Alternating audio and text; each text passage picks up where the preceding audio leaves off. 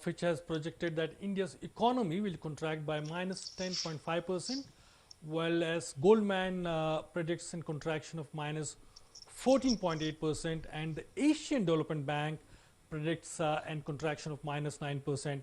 In fact, the World Bank has said that COVID-19 has caught India as its economy was already slowing down, and it was weakened by the financial sector problems. And it also commended the Modi government's swift and comprehensive response, which includes a strict lockdown, complemented by social protection measures for the poor and support for businesses. In fact, let me quote the World Bank report, which says that nonetheless, there was a massive contraction in the output, and poor and vulnerable households experienced significant social hardship, specifically urban migrants and workers in the informal economy. And finally, it added that overall the pandemic has likely raised urban poverty, creating a set of new poor characterized by non-form employment and secondary or tertiary education. And the final World Bank says the bank has projected growth will rebound to 5.4% in the financial year 2021-2022. So that's a kind of glimmer of hope. But to understand why the World Bank has said what it has said, we are joined by Sanjay Kapoor, who has been a person in the communication field, who has been a management person, who has been a speaker, and also sometimes has also loved the chance of acting in movies and certain commercials. Sanjay Kapoor ji, I hope you're online. Yes, I am online. Right. Now, the World Bank is actually saying that India's economy is bound to contract. And the quantum also they have said, and they have also added, Sanjay ji, that the contraction will be of such a nature that it will probably worse than what India faced during 1991, when the balance of payment crisis really threw a shining light on the poor state of the economy in 1991. Yes. Your comments on this? Well, I really don't know what to comment on the World Bank, Yes. report which has come out. But I can certainly say you from the personal experiences and what I believe on it. There is absolutely no doubt that there is going to be a contraction in the economy because of the 6 to 8 months of negligible kind of work being done, and obviously the economy is going to go down on that. We had some serious issues in India, right from the migrant labor issue, which nobody is talking at as of now, and then we had a very, very important crisis, which again nobody is talking about, is the crisis of the middle class. Now, there are a lot of people who are middle class families, and they are the salaried people and also the small scale industry people, on the basis of which the entire economy is based and the spending is based.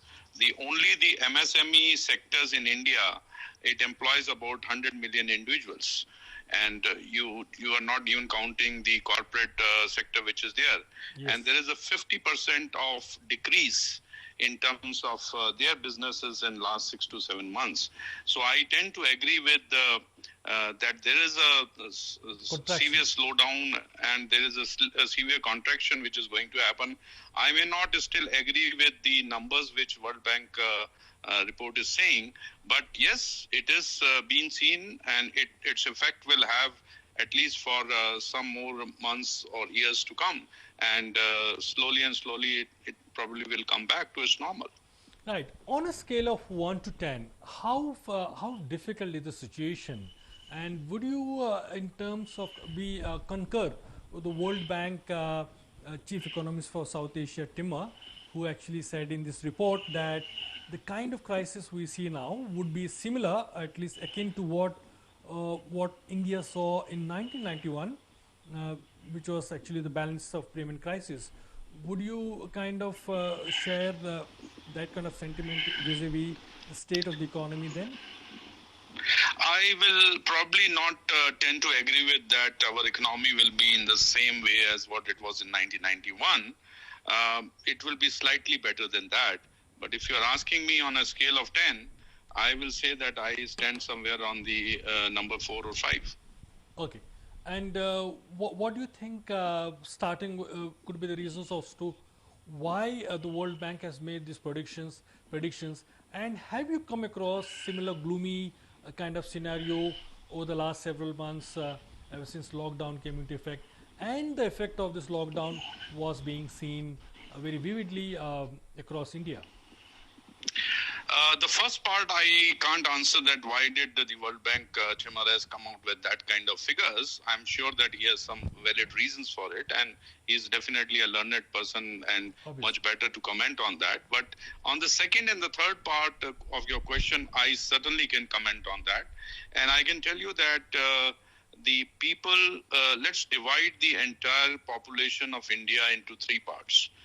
One is the lower class people who are earning, let's say, less than about 20,000 rupees a month. And then there is a middle class, and then there is a rich class. We have seen the crisis in terms of the lower class and the migrant labor. I think I will say that the government has definitely taken care of to the maximum they can in terms of providing them the goodies. And I also know for sure, I see it in Hyderabad and in Telangana where I reside, and also in Delhi and Noida where I spend a lot of my time, that these migrant laborers started coming back to their work in a month's time. And the sectors which were recruiting them, they were investing a lot of their money and time to bring them back. And they also got all kind of support from the government what was possible, even though I believe that government across, whether it is central or state, were responsible for creating that kind of a crisis. The second part, which is more important, is that this crisis, and I personally feel that such kind of a draconian lockdown was certainly not required. Right. And Right. what has happened, I'll come to that. Yeah. And what has actually happened is that it has certainly hit the middle class people. The youngsters who are less than the age of 35, 38 years, who are the people who take the loans and whose children go to the schools and they spend maximum amount of their money which they earn in these kind of goodies, which actually kicks away a major part of the GDP, Yes. is definitely in shambles. Yes. And that nobody is taking care of that. I mean, you might have heard about all these, taking away the monitoring, giving the monitoring on the EMIs, etc. I think that's all wastage of time. It does not make any sense to any middle class. There is absolutely no support which has been given to the middle class at all, and they are the people who are the biggest spenders and which bring, make the money rolling and hit the GDP in the positive aspect. Yes. The third part, which is the rich part, is and which people control, the corporates or the businesses and all that thing. I'm sure that they are also hit into certain extent in the first 2 or 3 months when the goods movement was not to that extent and the business was not to that extent. But prima facie, I feel that phase was over within 2-3 months time, and these people will not be hurt, or in the sense that even if the business is lower, they can sustain those kind of things. And there we stand on that particular aspect. Right. Now, your concern for the middle class and the state of a middle class, of course, it's an important component of the consumer spend, and this particular section has not been helped by the Indian government. That's a say which you would like to explain more clearly, because we have seen a package being announced in terms of for corporates, for companies, and for the MSME sector. But are you talking about similar kind of thing happening or to be required for the middle class? No, I'm not saying, I really can't say, because I really don't know what is the state of affairs for the economics part of it for the Indian government or the state is concerned. But what I certainly can say is that they need help, and they probably need the maximum help. And they are the people who, if are supported over a period of few months in some way or the other, I can definitely give suggestions how they can be supported. But today there is no tangible or non-tangible support to them. People have lost their jobs, they have families to take care of them, they have the fees to pay, they have bills to take care, but they have absolutely nothing to do that. They have taken away their savings, they are living on that. How long it is going to continue? Yes. And what are the measures which government is doing on it? I don't see a single measure done by the government for the middle class. Right.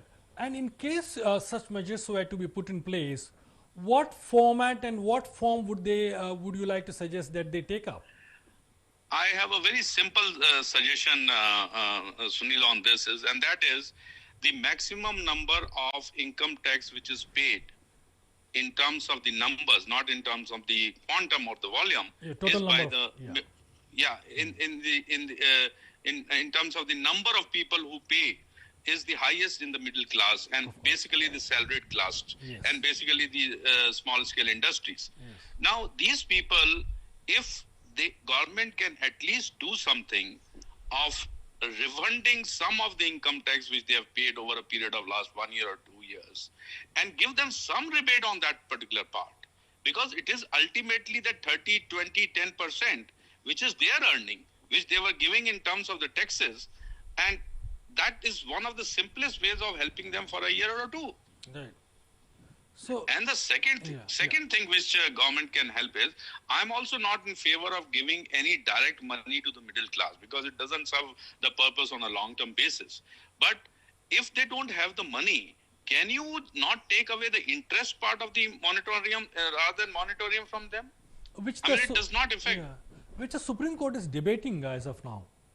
Yes, I know. And there is some kind of an articles which I've read 2-3 days back that there's some kind of discussion is going on in the government and they will do that needful. And if does it, it will be a palatable kind of decision by the government. Fair enough. Now let's take a look at the banks, which would be the main obstacle to any kind of freeze on moratorium. Are you talking about freeze on moratorium or of EMIs to be paid, or are you talking at a complete wiping out of that particular set of EMIs which have fallen during this period, or probably a set of EMIs, 50% or like 30% of all the EMIs which were not paid during this lockdown period? So I think you have to be fair to all the people. There will be some minimum people who will still be able to pay the EMIs on time, and they need to get the benefit of it. But there will be large majority of the people who will not be able to pay the EMIs. So government has to come out with some kind of a situation where they are giving a rebate to this for 6 months or 1 year and saying that even if you don't pay the EMIs for that, no interest, or you will not be put into a defaulters column. Yes. And people who are paying, they should get some kind of an advantage because they are the disciplined people and they have the money to pay. So there has to be a line which has to be drawn in between where a person who is paying and has the capability to pay does not feel left out on that. Right. Now, also, your suggestion about income tax rebate, especially for middle class, which has been taxes and which is very justifiable, because at a time when this section was paying income tax and probably catering to all the development works, all the way the economy was running because of their money, and when this middle class requires support, it's natural that the government should try to help them out. But then again, Sanjay ji, we also know that it's not just income tax assessees whose taxes run the economy. There are other sections which also are whose income, whose work, whose payment of taxes or indirect taxes have the economy. How are you going to make the distinction between the quantum of support which that particular section requires vis-a-vis the quantum of support that the middle class would require in terms of the quantum of rebate which they should be getting? So I mentioned in the start of my talk that there are 100 million people who are actually employed by the about 60 million people who employ, about 63 million people who employ 110 million individuals. So even MSME who are paying the indirect taxes like GST, etc., there is a way. See, right now, to the best of my understanding, they are still not getting their money back. And there is a problem in that sector too. Okay. So the best thing which can be done there is to give the money which is due to each of these MSMEs or the corporates back. Okay. That itself is going to promote the economy in a bigger way. But right. Today, I understand that most of these people are not getting, government is not paying them the GST back, what is due to them. Right. The refund of the GST, I mean. Right.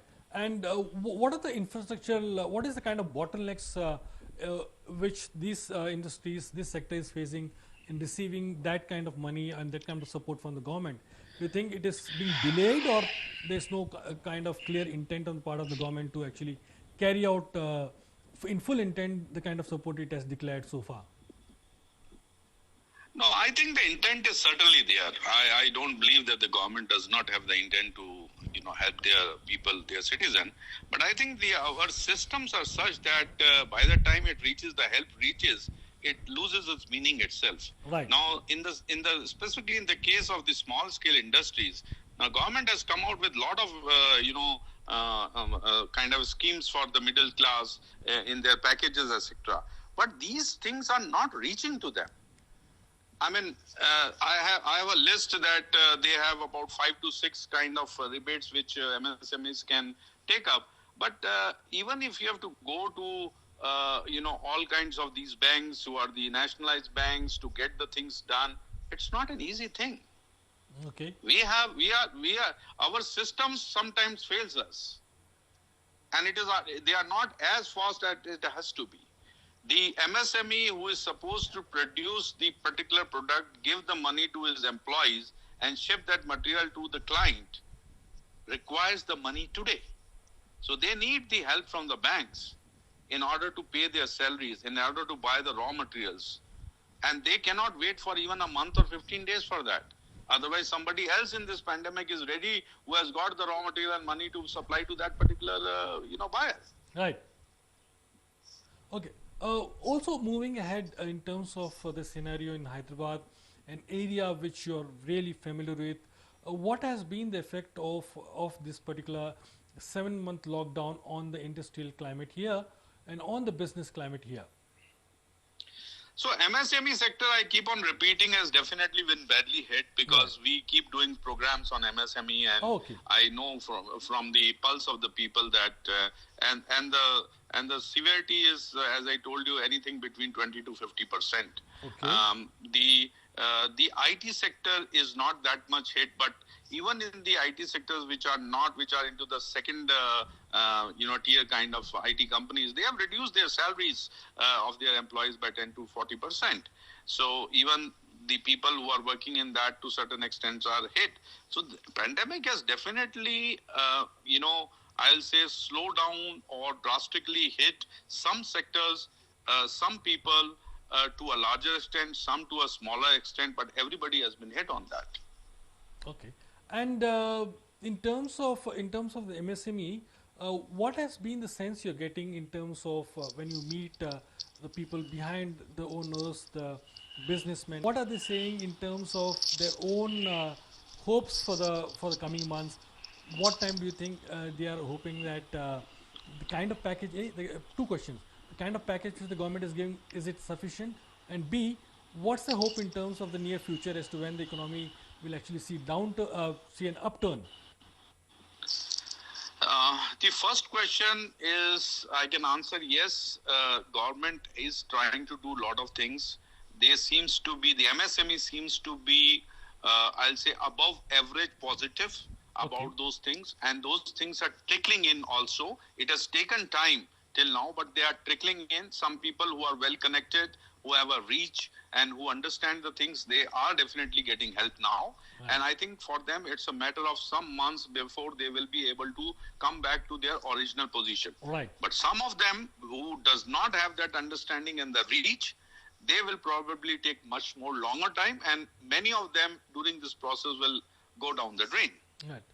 Mr. Kapoor, when you say reach and understanding, can you also specify broadly what this would mean?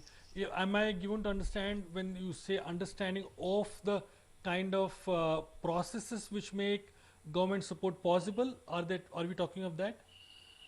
Yes, I always say this thing that to reach out to the real community who is affected, that creation of a visibility and the modes of reaching out to them is always insufficient. Right. I can give you a very different kind of example in this, by which of that viewers might understand. Yes. See, we have a graduate constituency which is coming for an election. Yes. In Telangana. Yes. Everybody is aware about it, right? Yes. At least you and me are aware.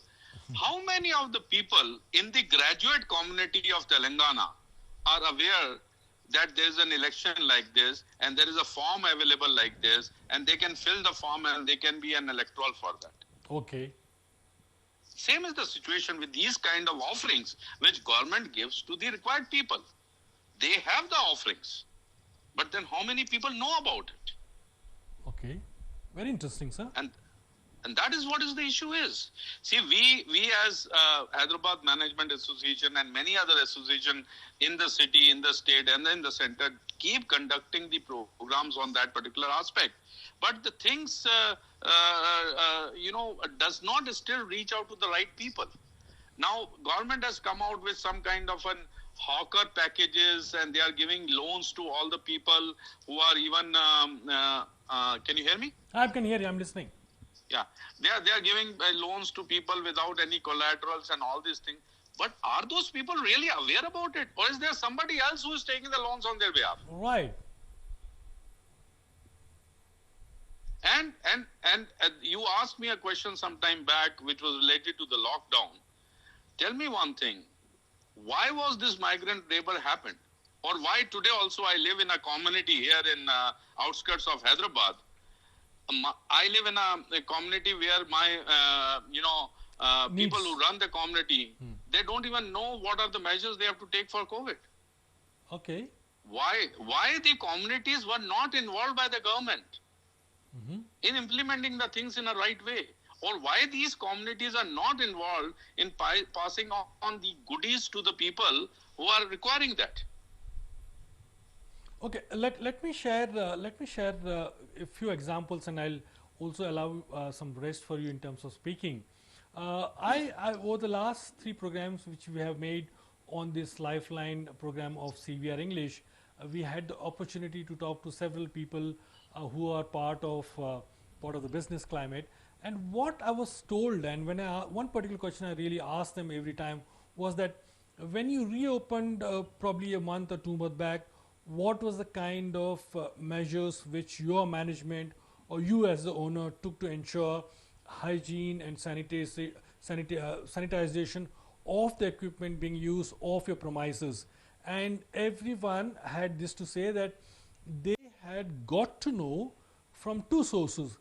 Primarily the fact that friends which information about the kind of government regulations or government measures for sanitization that was passed on through friends or through colleagues in the same field to them, and they implemented those measures. The second type is of course the fact that people who are aware of it, they went forward, they asked the concerned authorities, they knew the administration, the section of the administration which was responsible for disseminating information, and they were the lucky ones who were able to get really clear and concise information, and they really benefited. Now we had 2 cases in which, in the latter case, in the case in which people knew the administration, they managed to reach out across to the collector, the deputy collector, or the industrial officer, or the safety officer, or any government official who was the nodal person at that point of time for disseminating information, and they managed to use that. And several people also told me, Sanjay ji, that they also managed to hold their own kind of an classes or workshops for employees based on what information they'd hear. So yes, I do get your point that the government did pass on the information. They did have regulations, do's and don'ts, which they passed it on through their proper channels to several industries, several target groups. But perhaps there was a kind of a shortcoming in terms of all the stakeholders not being able to access that kind of information. So when you talked about your community and the fact that that community is still in the dark in terms of what to do and what not to do, I think part of the blame is also the fact that the municipal authorities have not reached out in very clear and concise and easily understandable terms to them. In your view, through the HMA, Hyderabad Management Association, have you managed to bring together a list of do's and don'ts which you thought you will compile based on available data, based on what the government has said, and based on your own experience of authenticity of information? Has this kind of do's and don'ts prepared, and is it being shared with your group members? Yeah, so association like HMA or even the corporates or even many other industries, as you were mentioning in your example, they have the information. Like I'll tell you, in my case, I go to the MHA website every day Right. and I download whatever the instructions comes on that. But how many of the people actually know to go to the HMA website? So the fact is, the association of this nature, industries of some natures, corporates of some nature will know that what government is trying to do. But they are not the people who are actually affected. It is the smaller people. It is the small scale industry. It is the middle class workers. They are not fully aware about it. I can give you an example. Let's say a restaurant person who was operating with 15 people. Yes. That person doesn't come into any kind of an aspect. He is neither a member of HMA nor a member of any other association, He nor a doesn't, part of yes. any other. He doesn't know. He doesn't come in the form of an organized structure which allows dissemination Absolutely. of information. Yes. Absolutely. And these are the people who are actually contributing maximum to our GDP. Okay, now let us examine this a little bit further. Usually, the people who from the government or from the authorities who associated with this group which you mentioned are the municipal authorities or the health inspectors, which of course it's the mandate to inspect food facilities which supply food, and then you have got the tax collector and you got the bill collector. Have you seen any kind of movement, at least from the Hyderabad or from the municipal urban bodies, to ensure the information which you said needs to reach them should be reached? I can tell you, I can give you many examples. I don't know how much time you have got on that. We have around 15 minutes, Musa. Yeah, I'll give you my personal example on Please that, do. and I will not put it only on the municipal part. I will give you a little diversion on that. Right. See, I have been traveling and I have been moving around during this COVID times. Okay. Okay, a lot. Right. Okay. I believe in taking a lot of precautions, and I don't even meet people who don't take precautions. And but these I have been precautions, traveling. yeah, these, pardon me, these do's and don'ts are based on your own personal study, or it is mix of several studies and your own, I follow the government regulations, okay, which they have put on their MHA websites. right, I follow whatever I could read out through WHO websites, okay, and I follow my own thought process through my medical, network. Okay, Right. these are the three combination, right? And I have been traveling. I traveled first in the month of as soon as it got open on 23rd of I think May. It May. got opened on that, May. right? Yes. Yeah. I immediately traveled in the first week of June, and I'll give you 2 or 3 stories depending on the time. I was that time stuck in Noida, Okay. okay, and the Noida-Delhi border was closed. Yes. And that Noida-Delhi border, I was fighting, and many other people were fighting on daily basis with the To district get across. management there to please allow the people, and they were always saying they will not allow. And you will be surprised that actually that border was never officially closed. Uh-huh. It was always unofficially opened, and Okay. people were applying to that. There were 4 or 5 police people staying there. It will at their whims and fancies who will go and who will not go, but largely they were allowing it. Now that is what is the situation. Then I went one day. I have to travel to Hyderabad. So in the first week of June, I crossed that border in a taxi, in a local taxi. I came to the airport, and I was surprised that whatever MHA guideline says, not even half of them were implemented At the airports, both the airports. at the airports, and even by the airlines. And all these things I put it on the social media. My experiences have been put there, and I have Okay. written to MHA. I have written to DGCA. I have written to the airlines. And any response from them? Absolutely nonsense responses. We will look into it. So the fact I'm saying is, while on one hand governments are putting the right kind of guidelines, there is absolutely no implementation on that. Okay. Okay. Now, under these circumstances, I'll give you an example. Go ahead. Yesterday, I was in my society, and I was asking these people that in this society, why people are moving without a mask. Yes. Why are you not putting a penalty on that? When government of Telangana has already announced that anybody who is moving even in their cars without a mask, there is a 1,000 rupees penalty on that. Why are you not implementing it? And there is no answer to that. The fact of the matter, in a country like India, it's very easy to make guidelines, but it is very difficult to communicate it to right people and then to implement in a rightful way. Right. I totally get your point, but also look at the other, look at the kind of external influence this pandemic lockdown has had. This the pandemic essentially is an health issue.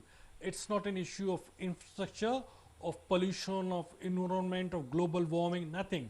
It's purely a health issue in which everyone, irrespective of his age, demography, race, is targeted. Whether he's in Timbuktu or whether he's in Honolulu, we have every section being affected. So whether it is Bihar or Assam or you have got Guwahati or you have got Srinagar or you got Trichapalli, so the kind of shock and kind of awareness in terms of the morbidity, in terms of the danger of COVID is practically well known to everyone.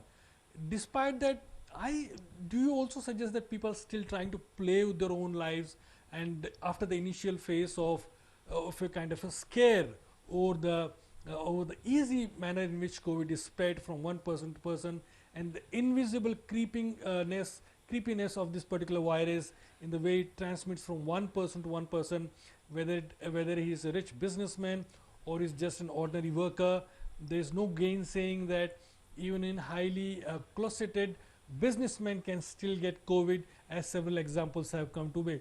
Do you think we have this kind of risk-taking ability which is very unique to India, or such kind of ability to flout rules also exists in other economies and countries like Italy did when they said let's hug the people coming from abroad, especially the Chinese, and then there was an eruption of the virus in Italy. Also in the US, where you see a lot of daring do in terms of people moving around very cheerfully and actually protesting against the fact that the masks have been made mandatory. Do you think this is a very uniquely Asian or Indian cultural phenomenon, or is it widespread, the kind of lackadaisical attitude? I think it's a widespread thing for a simple reason that whatever is happening in India is also happening in US. It is also happening in Brazil. So it is not that it is India specific per se. But I think the two things which I want to say here is that all these kind of attitudes or individuals depends on two factors. One is the trust factor, another is the risk-taking ability of a person. Okay. Now, let me give you why people are not wearing masks and they want to go out. It's not any other reason. I think there is a lack of trust. Now, why there is a lack of trust? I'll give you certain things which I believe in. Lack of trust with the government? In the government. On the government. Obviously. Okay. On the government. Yeah. So what is the lack of trust is, you come up and you say that these lockdowns are going to happen. This is the kind of thing which people accepted in the initial stages, and they were very disciplined. If you just go back and see that when the lockdown was done and for 1.5 months, how much discipline was there? Very much. And then why that discipline went down? This is because of this factor of trust and risk-taking abilities. So why the trust went down? You see, today, I'll give you three, figures, and then anybody can calculate on that. Right. What is your mortality rate today? Your mortality rate is 1%. Okay. Your cases of COVID is going higher, right? Right. But your, recovery is going also higher. Yes. Now you see, there are many other diseases which are having a higher mortality rate. Yes. But still nobody is talking about them. Yes. So that is the reason people have lost trust on this entire thing. And many of them, whether it is agree or disagree, I still want to take all the precaution, and I do take. I was just going to ask you that. Yes. I'm very, very serious on precautions. Because I still believe that there is worth taking a precaution, even though our risk-taking ability is high. Right. Now, there are other people who says, no, I will not take the precaution because I don't trust these people at all. Right. I will give you another example, and which is very, controversial, and the results of that we will publish it after some time. We are actually undertaking a survey, and it's going to be a nationwide survey on behalf of HMA. Okay. Which I have done it on my personal network, taking about 200 feedbacks from the people. And you will be surprised that 72% of my 200 people feedback has told me they will not take the vaccine even if the vaccine comes out. That's highly surprising. This is a fact. You go and do the survey, you will find it yourself. Very, very learned people have told me they will not take the vaccine because they don't trust the vaccine. And they don't trust the vaccine. Is it because the short period of time in which the clinical trials have been performed, or is it a Many reasons. Many reasons for that. I mean, there are many reasons. I don't want to get into it. Right. The fact of the matter is, even people like me, we will not go for vaccine. I'll give a very simple example. There is a flu shot available across the world. Okay. And that's a vaccine. Yes. How many of the people go for that flu shot? Very few. Very many people, at least who travel, probably may take it. Yeah, but I mean, that's again depend on trust and risk taking capabilities. That's what I'm talking about. Mm-hmm. So this is what it is. I think this whole thing has not been, the reason of mistrust and the reason of risk taking is because people were not made fully aware in the rightful way. Okay. If you, yeah, go on. Yeah, sorry, go ahead. No, go ahead. Okay, now in this kind of mistrust, I would also want you to comment slightly on the fact this the entire differences between the former head of CDC US, Dr. Fauci, and the Trump administration.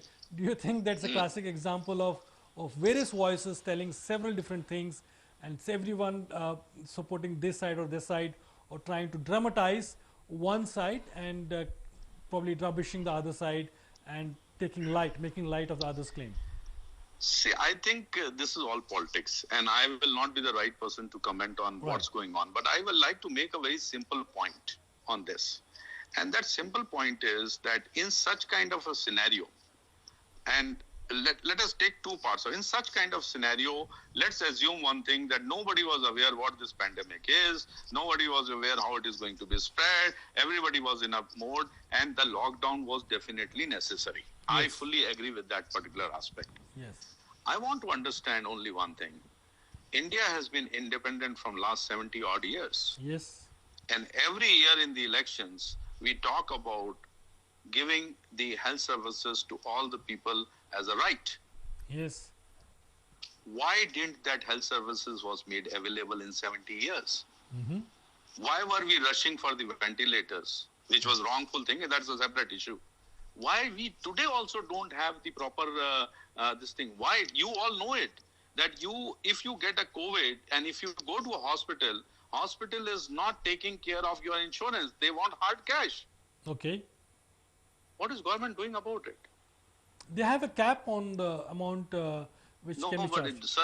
Sir, you are a journalist. Go and find out. No hospital takes your insurance right now. Mm-hmm. They will only give you the bed if you will agree to pay them in cash. Mm-hmm. This is a fact of the life. Right. So I think government has miserably failed on those accounts. Mm-hmm. By lockdown was a necessary thing. It was a necessary evil, you can say. But not having the health facilities available to everybody, whether you are a poor, whether you are rich, or whether you are a middle class, or whether you can afford or you cannot afford, is no excuse to that. And whether it is US or whether it is India, it doesn't make any difference on that part. Right. In case a vaccine is discovered, and then you say that there are several people who really well read and aware kind of a person, and who should probably go by the kind of the statements coming from people of men of science and scientists. How would that affect on other people who have COVID? Because if this particular section is not going to take the vaccine, clearly there will be risk factors, and there will be factors for playing host to the virus, until that virus attacks the people who have already taken vaccine and whose period of limitation comes down. For example, let us assume that we have a vaccine whose validity is there for like 3 months, 5 months, or at least 1 year. What will happen to the people who still have the virus, who haven't taken the vaccine, and who could be, sorry, pardon me, it is a kind of this one, who may be if infected later on by some method, but who haven't taken the vaccine, and then they are these. It is just like polio. These people may play the host to a series of chain of events by which the other population which has taken the vaccine and which has safeguarded itself may be infected later on. Clearly, this example is similar to what is happening in the case of polio. No, I agree with you. I think what my sense on this is that people currently are not trusting the vaccine. Okay, so they will like to wait and watch. And once they are fully clear that yes, this is producing the right kind of results, they will eventually probably take it. But I have a counter question to you on that. Yes. Tuberculosis is an infectious disease. Yes. Is it mandatory in any country to take the tuberculosis shot? I'm not aware. It is not. Tuberculosis, It is in of course, India? yeah. Tuberculosis, of It's course, not.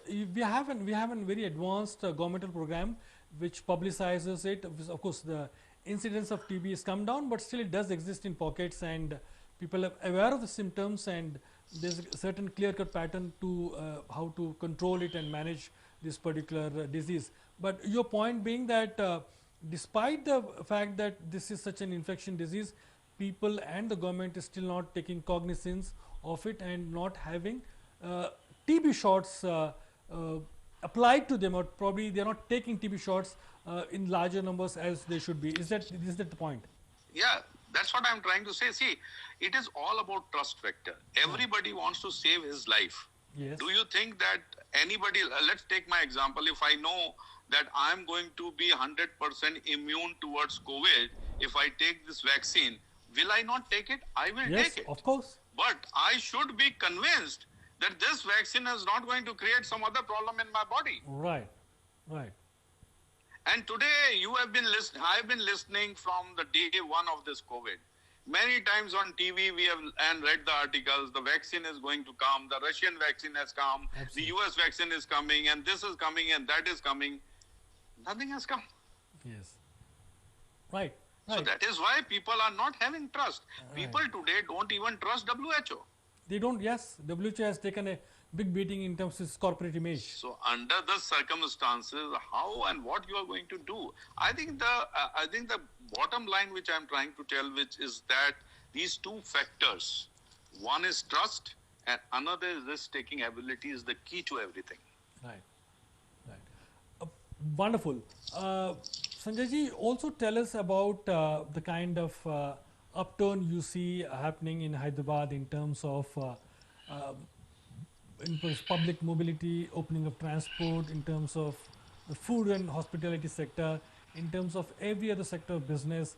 I definitely suppose that there's a wait and watch attitude happening among everybody. Everybody is waiting for the vaccine. Of course, some people may not be waiting for it, but how much percent uptick have you seen? Is it like 10%, 20% in the last 7 months?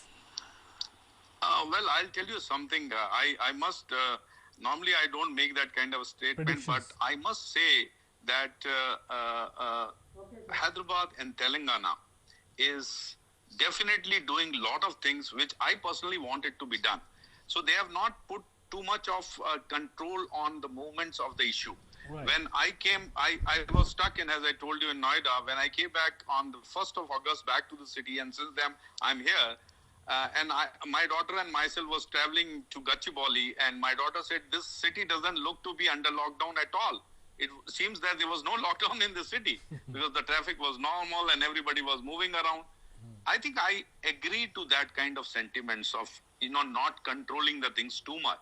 But one thing which I don't like about the things happening here is that people are not taking precautions. Right, right, right. And that it's a Very personal glaring. thing. They should take the precaution. What is wrong in wearing a mask and going out? Yes. Nothing is going to happen if you will wear the mask. What is wrong in that? Right. And the government should be very, very stringent to see to it that people who are not wearing a mask, should be taken to the task. Right. One final question, sir. What's the time period in which you feel that vaccine will arrive, or if is there a time plan in which you think that the economy will bounce back, probably by January The, next fir- year? the first part, the vaccine, at least I am not waiting for the vaccine. I Okay, damn of care course. about it, whether vaccine comes or not. Right. However, I am very concerned about the economic part of it. Okay.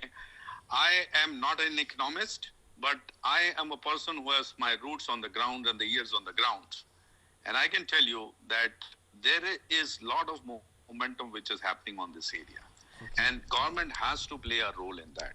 If government takes the right moves now, from now also, let me tell you, I think that in another 1 year time, you will see an improvement by at least 30% on the current situation. Okay. And I see that the current situation is already improved by 30% from the March situation. Okay. Or April situation. Right. 30%. Right. Yeah. So, thank you, Sanjay Kapoor. He is the president of the Hyderabad Management Association, and thank you so much for taking your time out to address the issues in this particular episode of Lifeline. Thank you so much. Thank you very much. My pleasure. So that was our special on of the day on the pandemic. And